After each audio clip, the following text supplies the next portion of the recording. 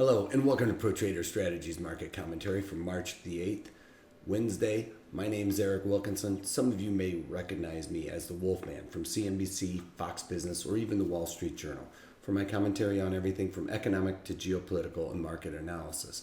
Please keep in mind that everything that we talk about in these daily market commentaries is not a solicitation to buy or sell any of these securities or strategies. At the end of the day, we're here to teach you some different strategies that you can implement into your portfolios, but please do that in your own way. The reason why I can't give you a recommendation on a particular stock or strategy is because I don't know your risk parameters. I don't know what's in your portfolios, and therefore what I'm doing could be counterintuitive to what you are already doing. Having that out of the way, let's get this on. We've got some economic data coming out of Europe. We had German industrial production come in right in line with expectations at 2.8%. We also had French trade balance come in lower than expected at negative 7.9 billion versus the expected negative 3.7 billion. Then we also got Canadian housing starts in the up north at 210,000, was expected to be 205,000.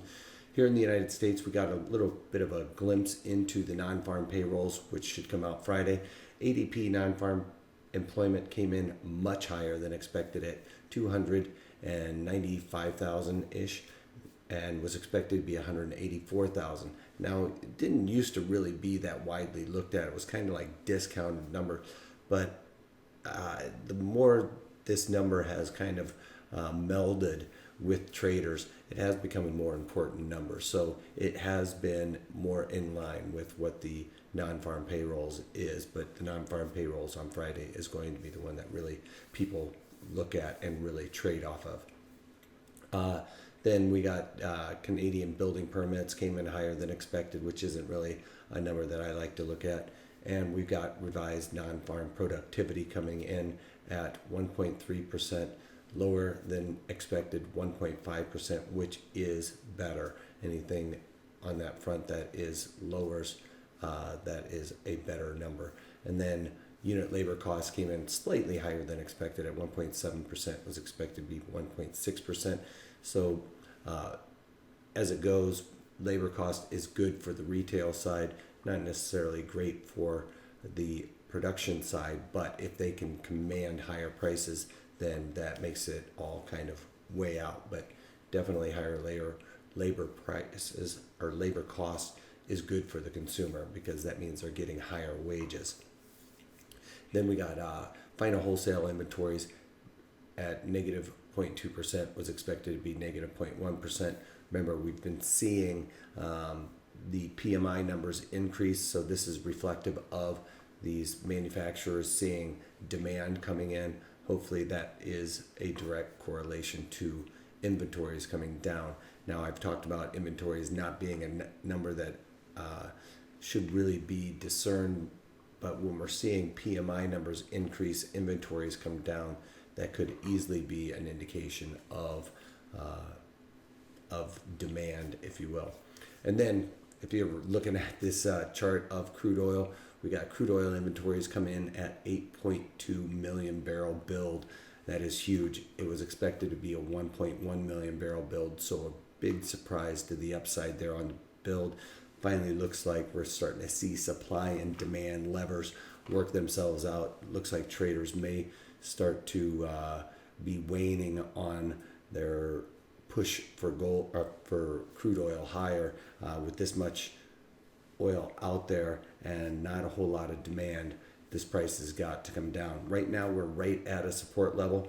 The next stop, if we break much below this, is $50 a barrel, which is right here where this volume node is for the most part, just slightly under there. But I would have to say that $50 a barrel is going to act as support just as a psychological level.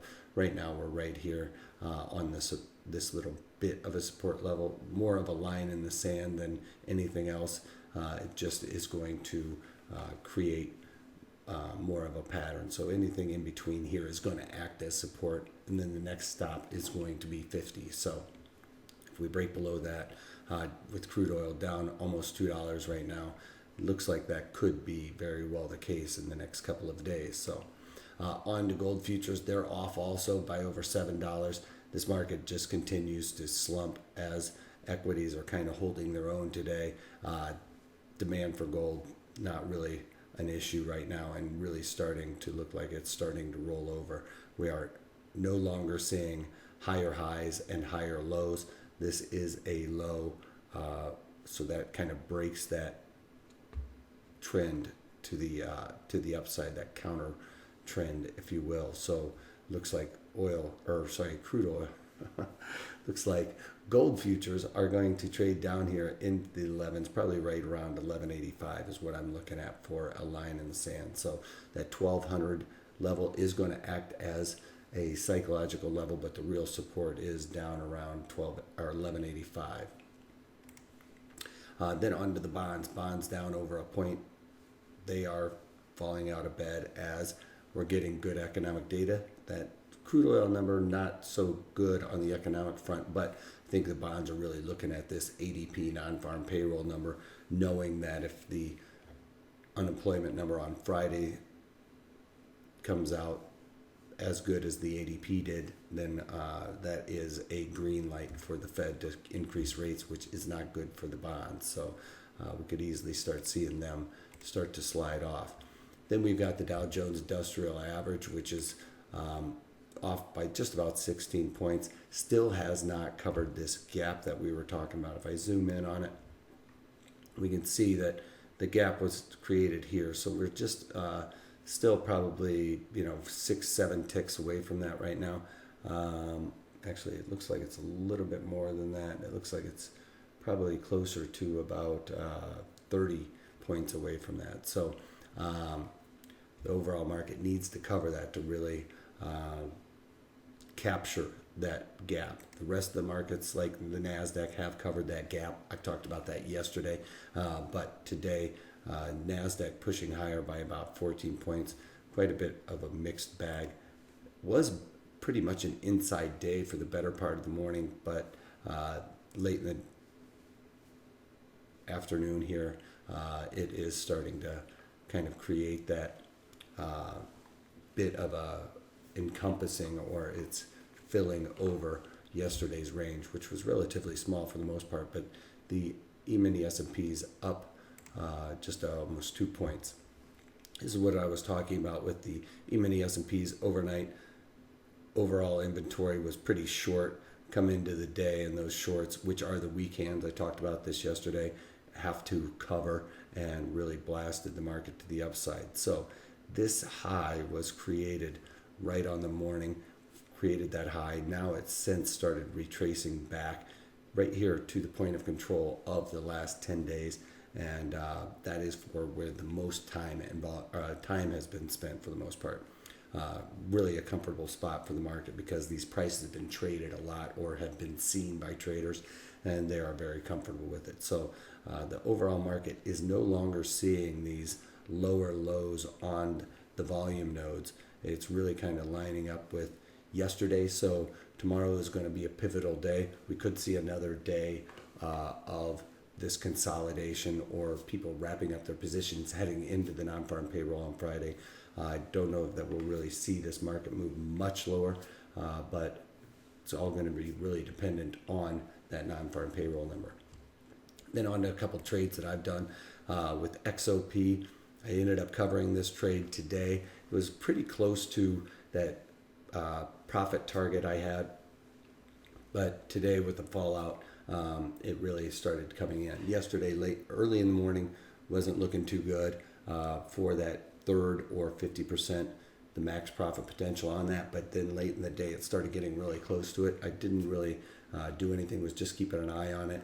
Today, with this big drop, with the crude oil inventory rise, not good for oil and gas production. So I was actually able to get a lot better fill today. And then with XOP, I had on the March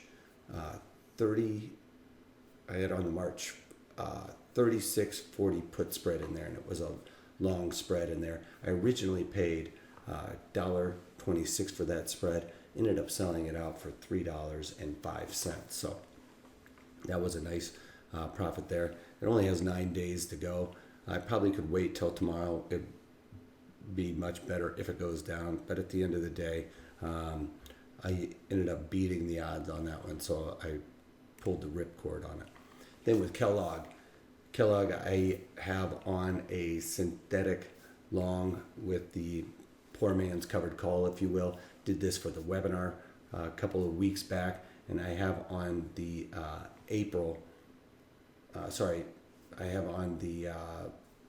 the January, I believe it's the January 60 calls in there. And with that being said, those January calls, I ended up paying, I did the January 60 calls, I bought those and sold the March 80 calls, and originally paid $16.10 for that. So with those March 80 calls, I originally sold those for 70 cents, which covers my extrinsic value on those 60 calls in the January. So that's to try and finance that. Now those March calls have pretty much decayed to almost worthless. They're about 15 cents right now. So I decided to roll those out in time from the March 80 calls to the April 80 calls and collected another 30 cents for those. So lowering my overall cost basis on that. Thought about rolling those down, but I'm still pretty much bullish on Kellogg, ticker symbol K. I think it could easily come back up here to the at least value area or point of control where the most time and volume's been spent, and then give me the opportunity to maybe roll out those April calls again, continue to lower my overall basis on that trade. And then into what I may have just gotten, I think I just heard myself get a trade. We will go into Intel is a trade that I'm actually working right now. I have on the March 34-38 put spread. It's pretty far away right now, thinking that it might come down. I just have a working order in there away from a market to get my third the width of the strike. I'm trying to get out at $2.66. It's trading about $2.30 right now. So not really expecting to get that, but thought if we break below this area, I could easily see a bit of a move to the downside. And then in MRK, I think this is the trade that I got because MRK has been coming down. It's gotten below this value area high. Anytime the market goes up and comes back down into that value area high, there's a massive spike right here, which is really going to act as a big magnet. Anytime it's kind of rounded off more, it's not going to act as much of a magnet because there's been a lot of time and volume spent in between there, but there hasn't been a lot of time and volume spent up here. It seems to me that the traders are kind of giving up on it up in these levels. So I think that we could easily see MRK come back down. So in MRK, I did the June and did the 70-60 put spread in there and paid $4.65. So looking for it to pull back down, at least down to the point of control, and should be able to get my profit target for that trade. All right, so that's all I got for you guys today. Go to protraderstrategies.com. I just did a webinar on how to trade around this market profile. Also, check out this Friday's webinar. It's going to be a really good one. I hope a lot of you guys can get in on that. It's going to be a way to turn a long call spread, add a little bit more risk to it, collect a credit for that trade, and hopefully it can work for you guys too. If you can't take that, take it easy.